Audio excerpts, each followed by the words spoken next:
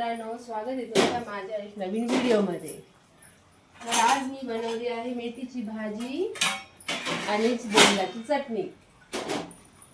तुम्ही पाहू शकता माझं काम अजून झालेलं नाहीये। भाजी बघा ही कशी आहे, सुंदर अशी मेथीची भाजी बनवते आहे। त्याच्यासोबत भाकरी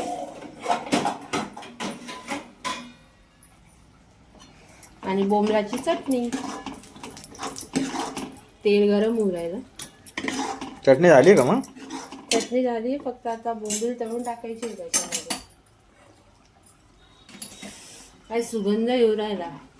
तवा तर काळा झालाय। तवा त्याला घासावा लागेल आता। ते तवा घासायला आता टाइम नाहीये। जास्त पातळ नाही करायची भाजी।